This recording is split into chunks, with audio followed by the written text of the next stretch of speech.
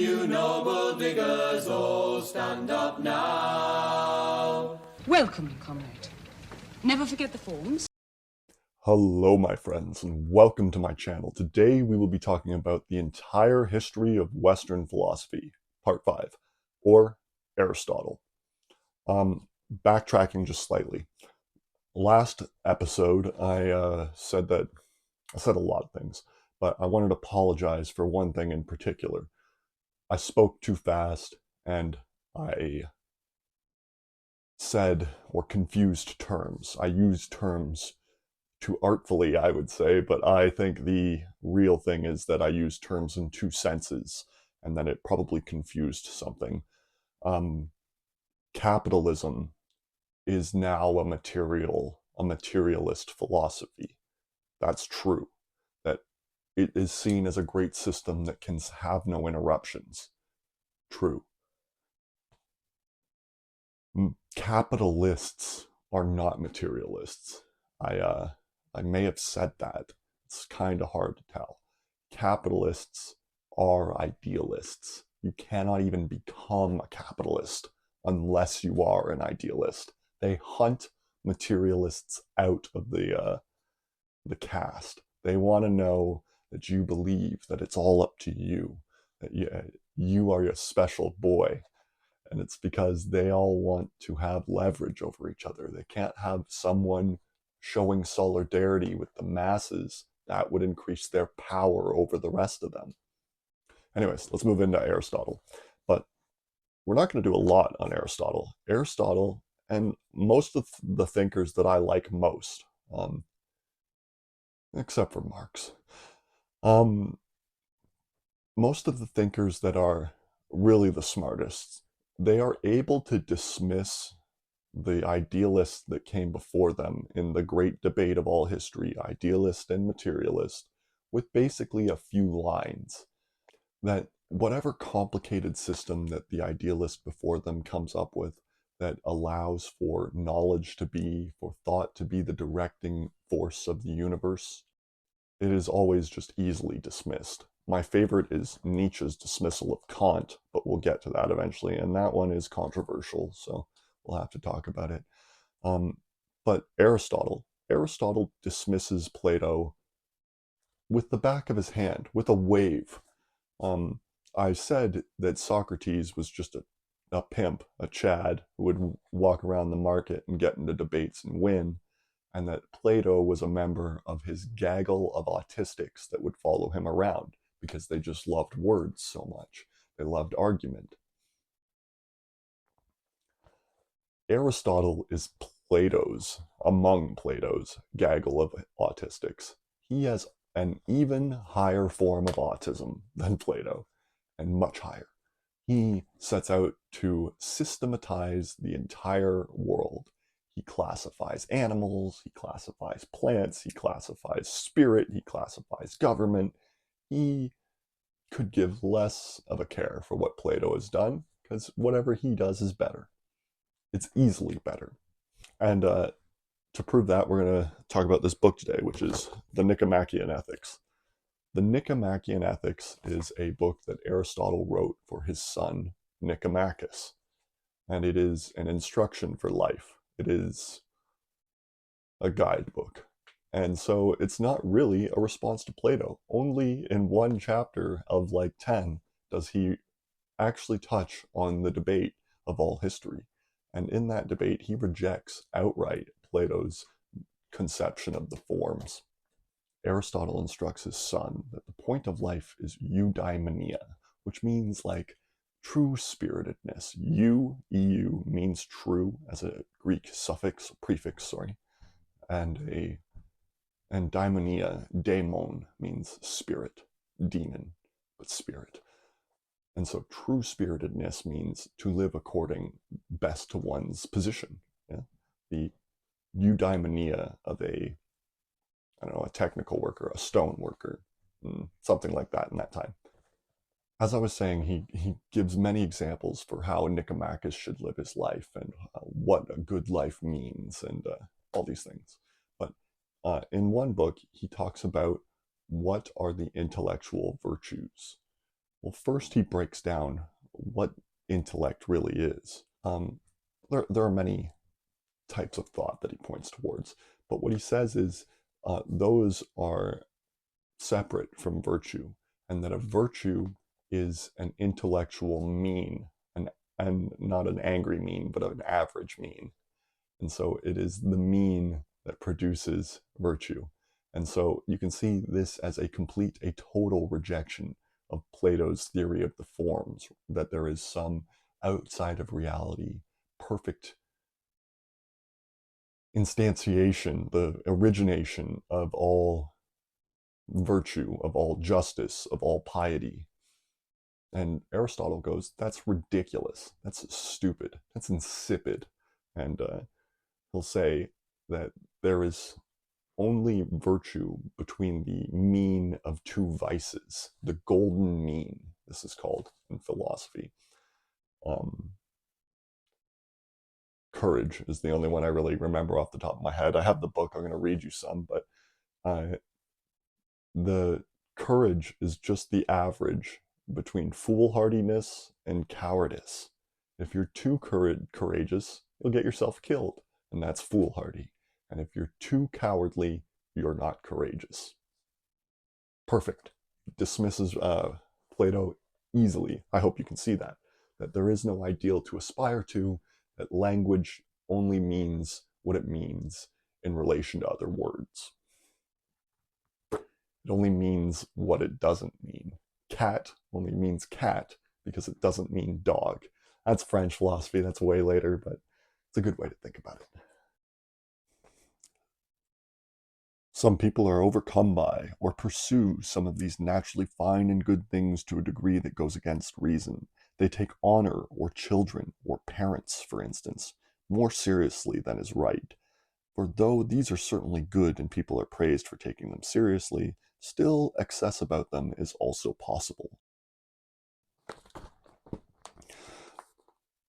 We must then examine virtue over again, for virtue is similar in this way to prudence. As prudence is related to cleverness, not the same but similar, so natural virtue is related to full virtue. For each one of us seems to possess his type of character to some extent by nature, for in fact we are just brave, prone to temperance, or have another feature immediately from birth. But still we have to look for some further condition to be full goodness, and we expect to possess these features in another way. For these natural states belong to children, and to beasts as well as to adults. But without understanding they are evidently harmful. At any rate, this much would seem to be clear. Just as a heavy body moving around, unable to see, suffers a heavy fall because it has no sight, so it is with virtue. A naturally well-endowed person without understanding will harm himself. I hope those quotes helped a little, make it clearer. You can read it, book 6 and book 7, I would recommend. Maybe book 1 too. But anyways, Aristotle dismisses Plato. But Plato is victorious in history. If you know what this channel is about, we don't care really about the arcs. We want to win. And Plato won, despite Aristotle clearly, easily having the better arcs. They in fact both set up their own universities. Plato's was called the Academy, and Aristotle's was called the Lyceum. Plato's Academy lives on for 1,000 years. The most prestigious institution in the world, probably. Maybe the Library of Alexandria competed, but I still think that because of its proximity to Rome and the cultural leftovers, that probably the Academy was the most prestigious. And Aristotle's Lyceum is interrupted over and over again and survives as like a shell in the island of Rhodes. It's and doesn't live as long, doesn't have as much influence. It's sad. What can account for this? It's his victory. It's Aristotle's victory. It was too total, too all-encompassing. Who could compete with Aristotle?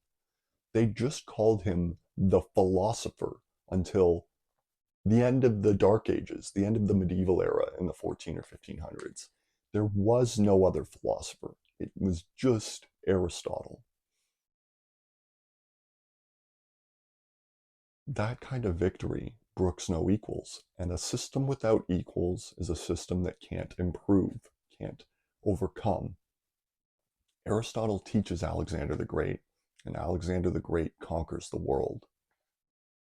And Rome inherits this world that they conquer. It's these myths that lead us forward to the greatest glory. Why is it wrong to act on them? I can only warn you, not teach you. Beware of what you dream for. The gods have a way of punishing such pride. That's the system they run under. But yet, all the nobles still wanted to be taught platonically. They wanted to be taught according to the forms. And it's because the narrative, the story, the myth of Plato appeals more to the sensibilities of the nobility, of the rich. Of course you can achieve virtue in your life, and it's all up to you and the work that you do. This is flattery for people who are lucky. You get 5 billionaires to admit it was luck. You get one JP Morgan analyst to admit that people don't make choices. Aristotle's not quite there yet. He doesn't believe what I believe there, but he has a system, and no one's able to overcome it. And because of that, because of the hegemony that it doesn't allow, but it is indicative of, it is a windsock for it, a weather gauge for. Hegemony, true hegemony, where you're over and above everybody else. You are top chimp and it's not even close. You don't have to keep working out. You don't have to keep studying. And you don't. Hegemony cannot march. It will not improve. It will not work. So even though Aristotle's system is better, more complete, because it tries to encompass everything, it ends up losing the world. The world that, the thinking, the ideology that inherits the world is Neoplatonism. Christianity is just Neoplatonism, easily if you see it. And that Christianity took hold in Greece so easily is also because of Platonism. And so Rome's nobles are stuck with a system, kind of like capitalism, like we were talking about at the beginning. Capitalism, Aristotle's philosophy in the Roman times, is the system that they operate under, and it's material, and it sees the world with forces and things that must be accounted for. And Neoplatonism doesn't. And that's how you end up marching 3 legions into the German forest to be slaughtered, or why you burn Carthage to the ground with no perceivable gain from it. In fact, loss. There's loss from burning Carthage to the ground and settling it with Latins. Africa was never a great reservoir of troops, a great reservoir of grain, a great reservoir of anything. What it could have been was a great trade node. The exchange of stuff, the mirage of a competition would have forced the Romans to stay on their feet. They wouldn't have slid so far into decadence without the reminder of what it required to take the world. Aristotle teaches Alexander the Great. Aristotle's system conquers the world. The world stops growing. And then by the time the population of the world has grown over the system of the world, it falls over. The system can't improve because there's no one there who could even see, who could even attempt to try and systematize as Aristotle did. And it takes institutional power. It takes competition. And that's It's not what nobles like. They like fake competition. They like to be patted on the back for what they do. I went through law school and I took a class where there's this one professor who said that law school makes you a better citizen. I laughed at him and in his face. It's like, this is a finishing school, a class filtration system. All these people are really rich and they have contempt for you. They just want to get a B so they can get out of here. Or the international students, even worse, they wanted a D so they can get out of there.